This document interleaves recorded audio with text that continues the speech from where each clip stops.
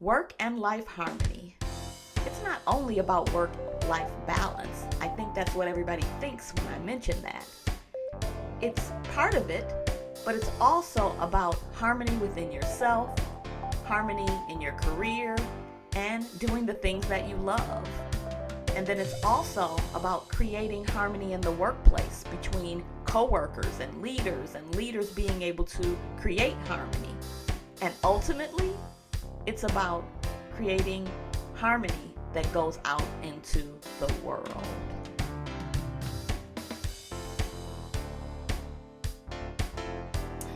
All right. So I am super excited to have Angelia Stone join us today for the kickoff of Work and Life Harmony podcast for 2022. The topic and theme for the first quarter of the new year is Get Back Up Again. Angelia says that she is a mom first. She's an entrepreneur, publisher, president, and chief executive officer of Hope magazine. She is also the author of Yes Sisters, and she has a powerful network of Yes Sisters. Thank you. I'm so happy to see you. Happy New Year to you. And thank you so much for having me on this amazing show. Yeah, and I'm so glad that we connected. You know, Angelia was the sponsor of Hope podcast that I did, really web series, at the onset of the pandemic. And that was exciting. Yeah, collaboration. We were just starting. We didn't know what was up, but we knew we wanted to give hope to people. And then recently you reached out to me and said that you wanted to feature Work and Life Harmony in your newsletter. So I'd love to have you share, really just talk about this whole concept of get back up again. I know that's something that you're familiar with. Yes. So I just want us to keep it real today and just talk about your vision and dream of this lifestyle magazine, Hope for Women, and just tell us a little bit about the journey that you've had. And then, as I mentioned to you, Lorena, who is part of the Great Resignation, she quit her job as a teacher, went on a year-long sabbatical around the world, and now she's back working, but she really wants to focus on her yoga business. And I want you to listen to a clip and then share some wisdom for her as an entrepreneur. Angelia, tell us, how did Hope magazine even start for you? Where did you get that idea? Wow. It started in 2000. It's hard to believe it was 2005, Kim. I started, and it wasn't even a magazine. It was just a not to say it was a newsletter to go to 50 to 100 women. At that time, it was to go to faith-based women. I wanted to target faith-based women, just to kind of have a conversation and to really talk about the real issues that women faced. And I didn't know that was my journey to really start to empower and encourage women to live their dream. And it was during the time, which is so ironic, is that I was in a depressed state. I was sad. I was miserable. I didn't know what I wanted to do with my life. I know I wasn't happy in, my marriage. It just, it was just a lot going on. I was depressed, as I said, and I needed to connect with other women to figure out, how do I advance and how do I heal and how do I move forward? So what was originally a newsletter was really a vehicle for me to get my healing and to really to grow and to evolve into who I am today. Wow. And when we say that, we often talk about, when we tell stories, or we hear people's stories, I should say, the beginning, like I was depressed and I was going through something, and then I started a magazine and it grew to be, 10 years later. I think you're celebrating 17, about almost 7. Yes, this year 17 years. That's right, because it was 15 when I was part of the project. So 17 years. What we don't often hear and I know you're comfortable with, is that messy middle. So how do you go from being depressed and going through all that, and we can only imagine because a lot of us have been through that, to saying, I think that I will put one foot in front of the other and get back up again, like actually do something, even if it was just a newsletter at that time. Like, does an idea spark you? Are you in the middle of praying? Are you snotting? Are you like, Lord, please? Like, how do you go from there to, from one space to the other? It was so important to be able to allow myself grace to fall. And once I figured out it was okay for me to fall, but as long as I kept getting back up and trying again, I knew it was going to be okay. I knew, and I learned that it wasn't, it was going to be a journey. I just, because there were so many factors, Kim, that I had to figure out. And not keeping up with the Joneses, and not trying to keep up with all the big magazines and all the big brands and everything. And it was something so profound. I can't even remember her name. I know she was from the great state of Texas, but she said something to me early on, and it really resonated with me. It was great, powerful. She told me, because, I was concerned about the masses, because, we're always about a numbers game. And, going into this business, that's all you hear is a numbers game. You're in media, it's a numbers game. It's this. And she told me, she said, focus on your true audience. There's an audience for you. There's a group of women that you have never even tapped into, and just hone in on them. And just, if it's 5 or 10 women, speak to those women like you're talking to a million. Wow. And it's like I took a hold of that early on, and just said, this is where I am, and this is how I'll continue to build and to grow. Yeah, that had me take that deep breath. It's like it took the pressure off of you. Like, it did. Yeah. And then, I have so much to ask you, because even though we've talked before, we didn't just sit and talk about this. We still need to have our talk. We never just had our. We still haven't had the talk. We'll still have that. But what I'm fascinated by, okay, so you had a thought, do a newsletter, and let me just get to the good part. What I really think is so amazing is because it brings tears to my eyes, that you've had that consistency for 17 years. You could have easily, I'm sure, given up along the way. I wanted to several times. What keeps you going? Then I want you to tell, of course, the listeners, and our viewers, what your magazine's about, and really help get them to understand it. But what I want to know is, how do you go from, like you said, sad, depressed, start a newsletter. Now it is something that comes out, I think, quarterly in print. Yes, it does. And then you have a bi-weekly newsletter that you use, as a vehicle to keep it alive. And you have a community of, now you're calling it the Hope Hive, like the Beehive. And so, but how do you keep it consistent for 17 years? Like, how do you not give up?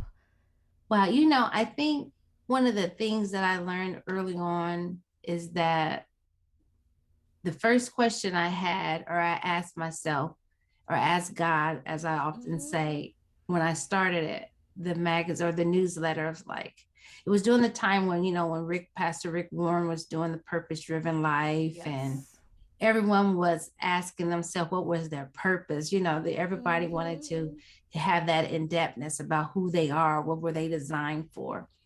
And I also had been introduced to another book by Bruce Wilkins, The Dream Giver. Yes. And it was those two books that I asked the question. I'm like, what am I here for? What am I on earth for? Am I here just to go to work at my university job, go to church, teach Sunday school, be over the choir, and just go about my daily and regular routine? But what actually was I designed for? And I learned, that was what I learned, is when I learned early on what my purpose was. My purpose was here to inspire women to hope, and to encourage women that may have been on the same journey as me, and they needed a sisterhood, they needed support. Ah.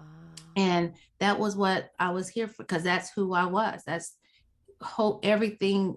What I just explained is everything about me. And one of the things that I realized early on was it was never about me.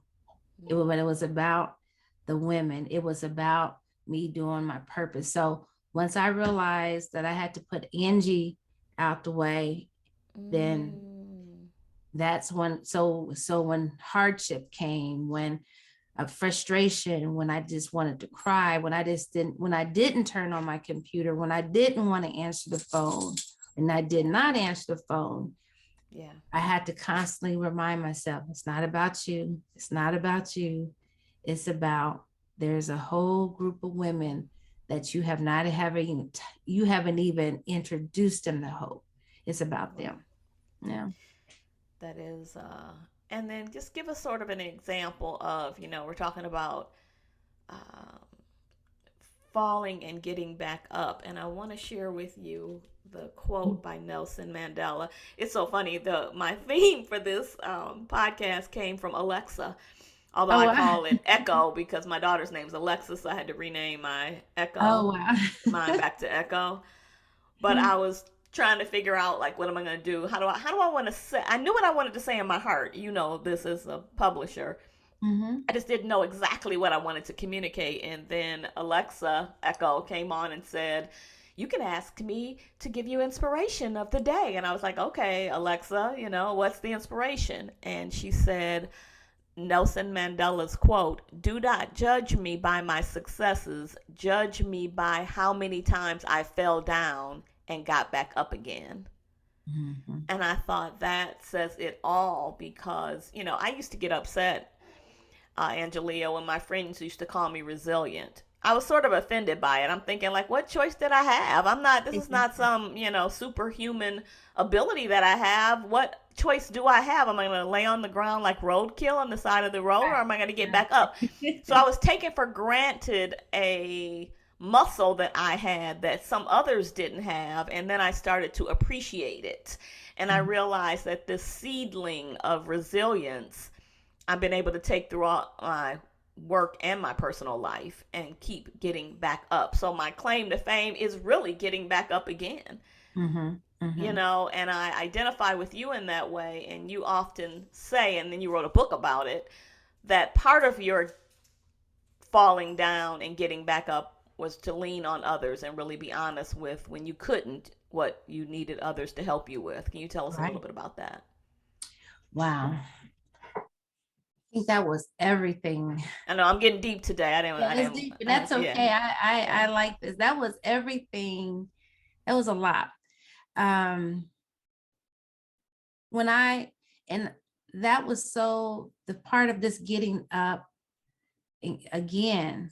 I had to learn how to get up. I didn't Mm, even know where to start, Kim. yeah. When I tell you I had nothing, and I have no Mm, shame. I moved beyond the vulnerable, being this vulnerable. I can be vulnerable and just be yeah. able to say candidly. I literally had nothing. I didn't have no money. Yeah. Only thing I had was this ideal, and I was this broken person, and I had to learn how to get up, Mm, and I didn't even know what that looked like. wow. Um, I had to figure out where to get money. I couldn't pay people. I couldn't even pay Mm-hmm. myself. Mm-hmm. I just didn't even know how, I was even going to get things printed. Mm, We were just, I was just scraping from like my mom giving me money, my things that we did even in my previous marriage, what we had to do to borrow money against our home in the equity and all that good stuff just to print. ah. And not just to borrow the money because I was already scraping, but then I was so excited to publish 2 issues. Yes, I'm on the Mm, newsstand. I got like 10,000 copies out there. And the whole bragging rights. Oh, I'm in the bookstores. I'm in the Barnes and Noble, the Borders and the Books a Million and all those places. mm, only for the newsstand distributor to file bankruptcy. And I didn't see 1 cent of the money of any of the books that in any of the magazines on the newsstands for 2 issues. So it's just like, I didn't have no money. I had to figure out, you're talking about how your girlfriends say you're resilient, you know, then you have people tell, oh, but you could do this. And no, I don't want to do this any longer, you know? You had to be hope. Yes, what I think is so interesting is whenever we start off on a purpose-driven path that we know in our heart it's God ordained, we think it's like, okay, you're going to do Hope, a magazine called Hope, not realizing that you're going to go through several years of really being and learning what hope really means first so that you can do it. We think, oh, great, I got this. No, you're about to go on you're about to go on the 40 years of wilderness to the promised land, and then you will inspire hope. Exactly. Because mind you, all through this process, I'm still trying to figure out who I am. I was still healing, still learning how to become an entrepreneur, businesswoman, CEO, you know, magazine extraordinaire. I didn't know what that was. Tell us about the women that started to like help lift you up. Oh, wow. I started. Your Yes Sisters, because she's also the author of a book, Yes Sisters. Yes. And you talk so eloquently about the fact that your Yes Sisters, when you could finally admit where you were, they came to your rescue. Tell us a little bit about that. I wanted to learn, you know, how I can build generational wealth. I wanted to learn how to have financial success. And I wanted to be in those, a lot of my girlfriends, you know, I think such as yourself, they came from the corporate world. And I'm just like, wow, I don't know very many people, Black women or individuals like that. So I was able to, these were some of the women that I was able to connect with. These were some of the women that early on when I had never been to a beach, never seen the ocean, never seen the Gulf, and never had the chance to walk in sand. That was just always a dream. But these are the women, you know, we're going to get on the plane, get here, we're going to go to the beach and hang out at the beach and, you know, do all that. And they didn't judge me. They said, girl, we're going to, you know, you're going to grow. Several, you know, one of my girlfriends I often think about, her name was Sonia, and we went to a real nice, exquisite hotel. And, you know, of course, we just went to the basic hotels in my little community. And, you know, I pull up and get out the car and just go on in. And then she's like, girl, you know, you got to, she tapped me and said, sis, you got to give the valet some money. Right. So these were some of these amazing women telling me all the statement pieces that I needed, just to be, you know, you need a nice black dress, a black heel, a nice bag, and a nice piece of jewelry, you know, just a lot of things that I just didn't know. They just coached me into to love me and to help me become who I am, you know. And what little did I know, Kim, is that they was really pouring all this confidence because they seen all this greatness in me, but I didn't see it, you know. And often we have it, it's there. We just need people around us to help cultivate it, you know. I want to share with you a clip from the lady that I'm coaching that came from, she was on the podcast, she had quit her job, and I just couldn't let her go. You know how I am, I latch on like you. And I was like, I gotta help you. I'll share with you a clip from our session and then have you give her some wisdom based on your experience, because I know she's an aspiring entrepreneur. She's been doing it for a while but really wants it to like be sustainable. Yeah, how are you? Hi, Lorena. How are you? I'm good. How are you? Good. I can't complain. So let's do this. Let's start where we are really just both our mindset for the new year. We'll talk about that. Okay. And then we'll get into the homework assignment for coaching. And then we will continue on with the process. Okay. So me, you know, it's like all these events that go on in our world right now, our cultural trauma, as they call it, that we are all enduring, regardless of if it's COVID, fear of COVID, Right. you're a victim of the politicizing or civil unrest, or you're witnessing it. All those things change us. The team that I was talking to just before, early this afternoon, I announced this to them, and they were like, oh, they were taking notes through the session. It was like kind of a beginning of the year kickoff thing. Right. And they were taking notes, but when I said this, they all got their pens out and they all started writing. So I said, my motto and message for my clients this year is different than I've ever had in my life, I want to say. Okay. And it is slow and steady wins the race. Okay. And that is because I woke up too exhausted to do what I normally do. Normally I'm feet on the ground. No, normally I'm a quarter before now. I'm ready with my goals, got them going, and I already did it. I'm in my bikini. I'm like, what y'all talking about? Y'all talking about losing weight? I'm already in my bikini. Look at the line in my belly. What we doing next? Whatever it is, I'm gonna start doing it. I'm gonna keep doing it. I'm gonna beat the odds, Right. And I'm like, just personally, I can't do that right now because of everything I've been through, going through in the middle of howsoever the real deal is. Slow and steady wins the race anyway, because that's why only 8% of New Year's resolutions actually make it to the end of the year, because we do this wild and crazy sprint. And then like that silly rabbit, we're laying out on the side of the road, resting at the wrong time. Right. Yeah, true. So where I am at this moment is slow and steady wins the race. And I can only give away to my clients what I have in me. Right. Right. So, and it made me think of you, because you said the one thing I don't want, Coach Kim, is you running around telling me to do a whole bunch of things and I'm throwing them all up in the air and I'm doing them all at the same time. So I feel free to say this message to you. You're probably like, woo, thank God. Yes. And that's one of the things that came to me, like, stop. And I know this from meditation and yoga, but stop being so pressed for the outcome and enjoy the process. I don't know exactly where I'm going to end up, but I know what my skill set is, and I know it's transferable to whatever I want to do, because that's what I care about. So I'm going to stop pressing myself to know what country I'm going to next. And do I want to stay in teaching? And, all this head on fire stuff. Enough of that. Just maintain the skills, trust that God is going to lead you in the right direction. And I'm so such a knucklehead that I have to stop myself and say that again at 54. But what choice do we have? Because I'm tired of being anxious.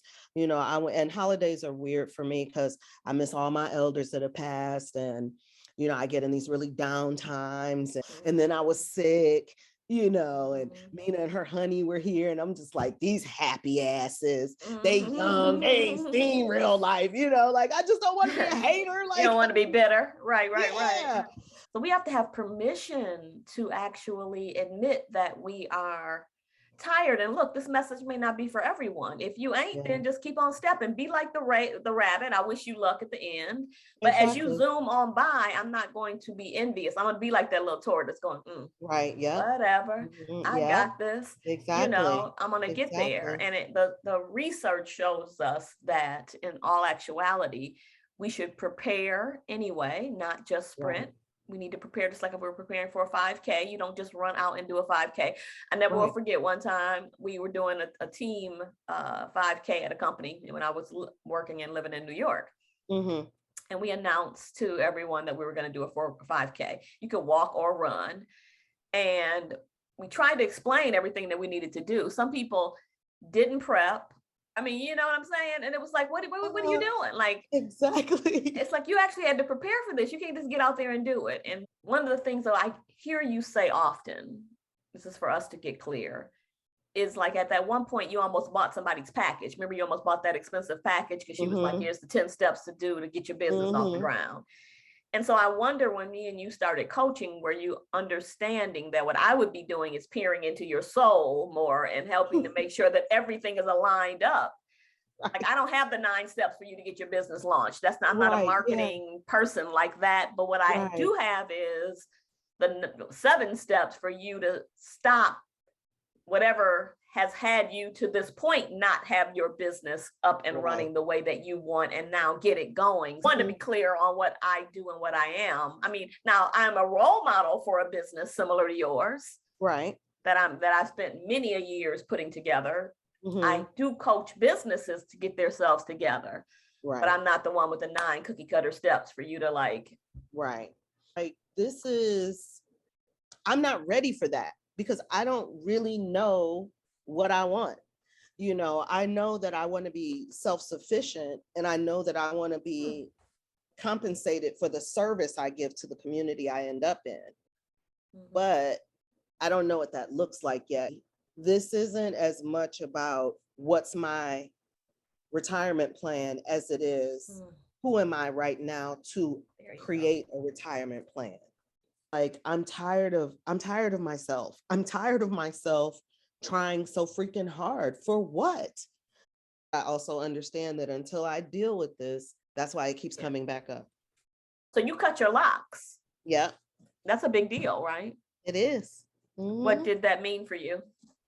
I felt like it would help me to kind of break the things that are locked on the inside. Like I needed a visual to remind me I'm free.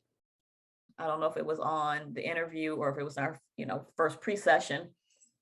He said, I want to be the same have the same level of loyalty that I do to when I have a job with my own company. So look back to move forward. That is the first step. It's about hope.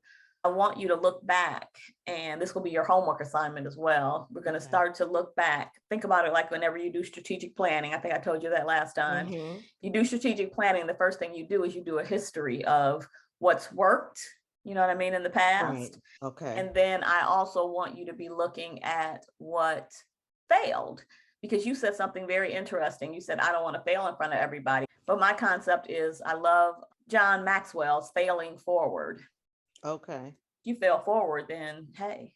And it's really about learning. And I told you that I believe that it's all a big experiment and you're learning what worked and what didn't. Yeah. So what would be the time frame that you're going to look back to move forward? Maybe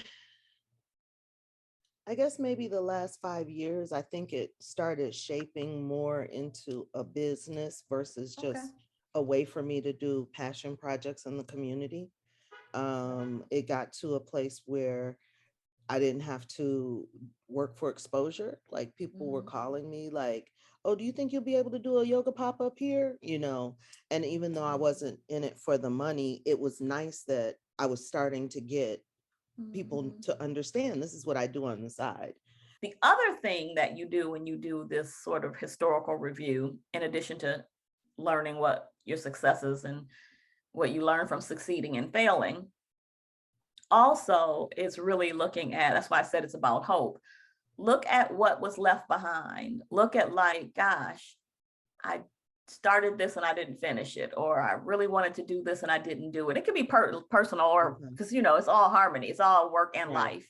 Yeah. And you might say, gosh, I didn't do this. I wish I would have did that. And sometimes it gets to be even kind of sad at that moment. And then the reason why we go through this, though, Lorena, is really to see, now when I look at all these things left behind, are there any of them that I'm going for with ferociousness that I'm just going to do? Wait a minute. Right, exactly. Sometimes it hurts to hope, like to really get your hopes up. You know what I mean? And so you're going to reach back and just say, no, if it is something. Right. What I just want you to do is detox. That's what the idea will be. So the next time we meet, we can move forward. We're looking back to move forward. So yeah, you got to see a little bit behind the scenes of a coaching session with me. And I know that you heard probably a lot of you in her, right? I'm trying to figure out who I am. Yet she's had this business going for many years. Wow. She's got followers and everything. But it's exhausting her, she's efforting and she's listening to so much different advice and people telling her to get on Instagram, do reels, and she doesn't even know who she is yet exactly and who she's talking to. So I think you heard a lot of that. And so we're just starting on the process of her looking back over her business and moving forward, just to be patient in this process. But as you heard all of that, what came to mind? What wisdom can you offer her, having been there, done that, and, can still identify? I actually have like a page of notes, and I was just like, Right. Thank you. because I've seen everything. At first, I like when how you open it up, Kim, and you talk to her about being slow and steady, and when you talk to her about it's okay about failing and falling forward, it's just, I think again, as you shared, she has to cut so much of the noise of everybody in her ear. I think that was some of my issues early on. It's, you think that you have to get everyone's advice, and not to say that there isn't some great people who are knowledgeable, but what has to happen, you have to start streamlining things. A lot of the advice, Kim, I was getting from people, they haven't even did anything. Talk about that. Yeah. They haven't even, a lot of them they don't know what it's like just to really give your all and all, everything for your vision and for your brand, or what your dream. And I think it's important for her. One of the things I definitely think is very important for her to do is to tell herself, brag on herself every day, every week, every month, and share all her victories. I think that's very important. She needs to, like they said, shake your own bush. She needs to pat herself on the back and tell herself every day, girl, you did this. Girl, you accomplished this. You added this. You added a new client. You did this. And after each month, and then through your coaching, that after that year, she has to have this whole self notes that she has to show and read to herself of all the amazing things that she accomplished. I think so many times we're so busy trying to make it and please people, and this not enjoying the slow and steady in the moment, but to really savor everything and just be proud of what you've accomplished, and just, the little bitty things, just even if you get in, you have new business cards, or you got a new website, you did a little tweak to your website, everything. That is beautiful. Yeah. One of the things that I still had to learn was really came to a crossroads to figure out, okay, what is it that you really want to do? I wanted to really hone in on who the Hope woman really was. I needed to go through a whole position and messaging. I needed a rebrand, and I had to figure it out. I had to figure out who my audience was. What a lot of people don't know is my mom, she often talks about it, but I was surviving off of like $150, $250, no more than $500 in ad money. Yeah. But I had to learn. I had to learn my worth and my value. Yes. And then I was able to be comfortable with setting and establishing prices. And then to go from people telling you in the midst of COVID, oh, ain't nobody gonna be doing no ads, ain't nobody gonna work no deals and everything, landed all these Fortune 500 companies that year. Like the ambassador of Quan in in my favorite movie with Jerry Maguire. You're the ambassador of hope, if you will. And it hurts to hope sometimes. It hurts. And now you're not even just talking to Lorena, you're talking to, all of us. Wow, you definitely have to be okay with every season that you're in, that high season, that low season, that season in between. It's basically having a peace and a comfort in knowing just who you really are. You can't be afraid. And that's one of the things when, as you were sharing, even with your client, sometimes we're afraid, we don't want to fail, we don't want to let things go. But if I decided tomorrow and say, okay, I've done everything I could with hope, I can tell you today, I'm okay with that. I can literally walk away and be at peace with that. And I think that's what we need to become, is just being okay. And always believe that you're going to remain on that high, I love it. and who's to say that just because your business, or the magazine is not going any longer, or your yoga company, but that could still be a high. Girl, you saying what my mother said to me as she was transitioning. Yeah. She became this spiritual angel, which was the opposite of my mom because she was very pessimistic through her life. Mhm. And that's why I believe so much that she's an angel and she went to heaven. Nobody can tell me differently, because when she was transitioning, I used to read the Bible to her. And then I forgot it one day, and I came in and she was like, I don't need you to read the Bible to me. The scriptures are written in my heart. I'm like, what are you saying? And she started quoting scripture that I know she didn't even know as a human, Right. But she Right. looked at me one day because she was nervous to leave me, because I was going through what you went through at the time. I didn't have a whole lot. I had lost everything. I was starting Mhm. over. Mm-hmm. She said, I went and I talked to Jesus, and Mm-hmm. he told me to tell you that everything is going to be all right. Yep. And in the end, everything is going to be all right, is what I hear you saying, no matter what. No matter As she what. transitioned, everything's going to be all right, because she went to a whole new state, new place, now she's an angel.